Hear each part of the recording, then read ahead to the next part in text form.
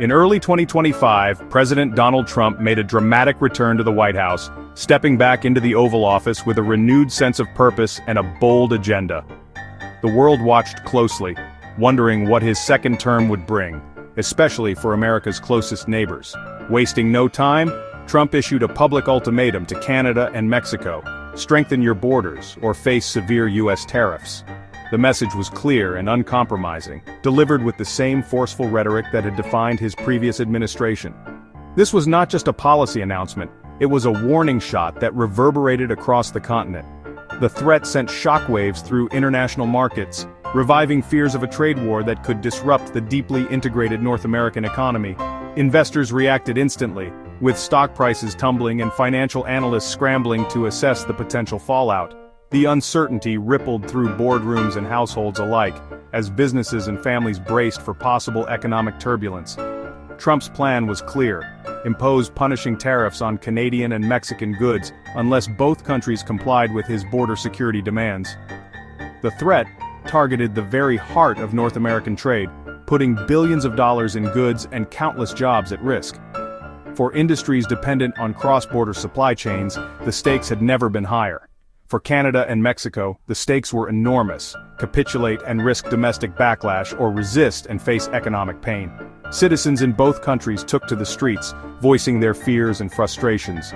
Business owners worried about empty shelves and lost contracts, while politicians faced mounting pressure to defend national interests without triggering a crisis. Prime Minister Trudeau and President Sheinbaum were thrust into a high-stakes confrontation that would test alliances and economic stability. Behind closed doors, urgent discussions unfolded as both leaders weighed their options, seeking a path that could protect their economies and maintain diplomatic ties with the United States. Trump's ultimatum was the first major international test of his renewed America First approach, and the world watched to see how his neighbors would respond. News outlets across the globe covered every development, while ordinary people debated the consequences in cafes, offices, and online forums.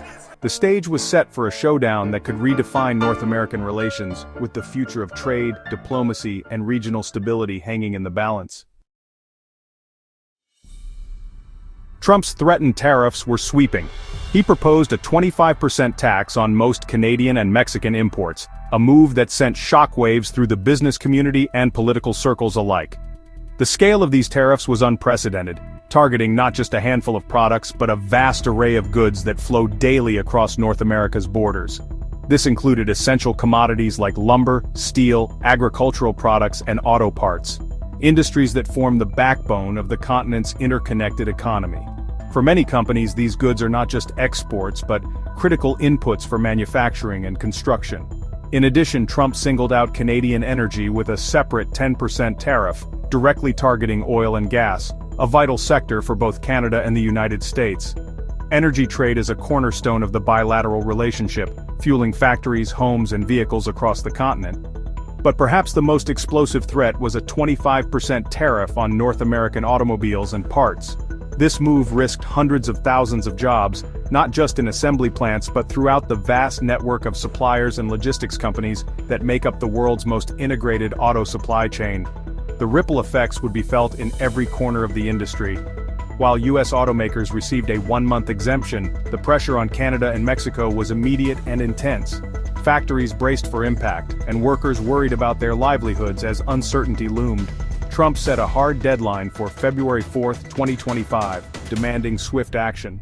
After both countries agreed to come to the negotiating table, he paused the tariffs for 30 days, giving diplomacy a brief but critical window to work. The threat, however, remained ever-present. Diplomats and negotiators faced enormous pressure, knowing that failure could trigger a trade war with devastating consequences for millions of workers and businesses. The message from Washington was unmistakable: comply, or the economic hammer would fall. The stakes could not have been higher, and the world watched anxiously. Trump's brinkmanship kept allies and markets on edge, forcing urgent negotiations and sending stock markets into turmoil as investors tried to predict the next move. The entire episode was a masterclass in high-stakes pressure tactics, with every move calculated to maximize leverage and force concessions. The world saw just how quickly economic threats could reshape the global order. In exchange for holding back tariffs, Trump demanded visible, immediate action on border security and drug smuggling. For Canada, he insisted on a public crackdown on fentanyl, the appointment of a fentanyl czar, and the formal designation of Mexican drug cartels as terrorist organizations. For Mexico, the demand was blunt: deploy thousands of troops to the U.S. border to intercept migrants and smugglers. Trump wanted not just policy changes but public displays of compliance, actions he could tout as victories. The demands were crafted for headlines: a new czar, a terrorist designation, and boots on the ground. Whether these moves would solve the underlying problems was secondary. The real goal was to secure visible concessions and reinforce Trump's image as a tough negotiator. The crisis was as much about optics as substance. Canada responded to the mounting pressure from the United States with a careful blend of cooperation and defiance, signaling that its relationship with its southern neighbor was more complex than simple compliance. The stakes were high, and every move was scrutinized by both domestic and international audiences. In a direct response to U.S. concerns, Ottawa appointed a dedicated fentanyl czar, and took the unprecedented step of moving to list Mexican cartels as terrorist organizations, actions that directly address some of President Trump's most urgent demands. These measures were designed to show that Canada was taking the opioid crisis seriously, while also maintaining control over its own policy decisions. But Canada didn't stop there. In a bold and highly visible move, Quebec's powerful liquor monopoly pulled all American-made wine and spirits from its shelves. This was more than just a symbolic gesture. It was a pointed act of economic retaliation, sending a clear message that Canada was willing to push back when provoked. Prime Minister Trudeau's government was careful to frame these actions as being in the best interests of Canadians, emphasizing that they were not simply bowing to U.S. pressure, but acting out of a sense of national responsibility and sovereignty. Canadian officials also pointed out that, compared to the massive flow of fentanyl across the U.S. southern border, Canada's own opioid problem was relatively minor. This subtle but important distinction challenged the narrative coming from Washington and reinforced Canada's position as a responsible, independent actor. By conceding on issues that aligned with Canadian priorities, while retaliating where it mattered, Ottawa managed to de-escalate the crisis without appearing weak or submissive. This dual approach allowed Canada to maintain its dignity and leverage in a tense diplomatic standoff. The liquor ban was a calculated move, signaling to both the U.S. and the Canadian public that Ottawa had tools at its disposal and could escalate further if necessary.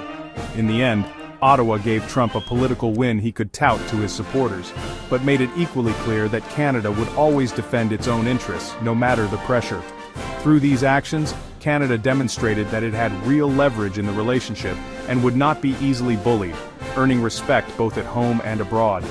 Ultimately, the crisis became a test of both countries' resolve and strategy, revealing the delicate balance of power, pride, and pragmatism that defines the Canada-US partnership. Mexico acted quickly, agreeing to deploy 10,000 National Guard troops to its northern border. The move created a powerful visual of compliance, but in reality, these troops were largely redeployed from other regions, not newly added forces. This reallocation left other parts of Mexico with fewer resources to fight crime and cartels. The tactic echoed a similar move from Trump's first term, but this time it was needed just to secure a 30-day pause on tariffs. President Sheinbaum's decision was pragmatic: offer a visible concession to avert economic disaster. Security experts doubted the deployment would have a lasting impact on smuggling or violence. The response was more diplomatic maneuver than transformative security strategy. Mexico bought time, but the underlying crisis remained unresolved. As tensions rose, public statements became weapons in the standoff. Trudeau insisted Canada's actions were independent, not a response to U.S. pressure, reinforcing national pride. Canadian leaders pointed out that most fentanyl entered the U.S. from the south, not from Canada, subtly challenging Trump's premise. Trump, meanwhile, used social media to belittle Canadian efforts, projecting dominance to his base. The contrast was stark: Canada's measured, fact-based approach versus Trump's confrontational, personal style. The war of words reflected a deeper clash over how allies should negotiate. The diplomatic theater was as important as the policy itself. When the dust settled, analysts agreed the U.S. gained little of substance from the standoff. Most Canadian and Mexican concessions were already underway, or could have been achieved through normal diplomacy. Trump's vague demands allowed him to declare victory regardless of the outcome. The real win was political. Trump dominated headlines and energized his base by appearing tough. The troop deployments and new security posts were unlikely to change the realities on the ground. The episode created economic risk and diplomatic friction, but little lasting progress. The standoff was more about optics than solutions. The crisis ended as political theater, not policy breakthrough. The 2025 border standoff revealed the limits of Trump's confrontational approach, and the growing resolve of America's allies. Trump's style was to impose, not negotiate, treating partners as adversaries. But Canada's strategic pushback, combining concessions with economic counterpunches, showed even middle powers have leverage. Canada managed to de-escalate the crisis, protect its interests, and avoid humiliation.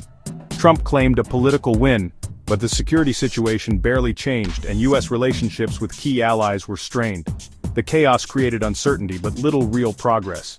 In the end, Canada emerged with its standing enhanced, having defended its sovereignty and economic interests. The standoff marked a shift. North American partners would no longer simply bend to U.S. pressure. The old rules were gone and Canada and Mexico were learning to play by new ones. The world saw that even in the face of Trump's tactics, allies could stand their ground.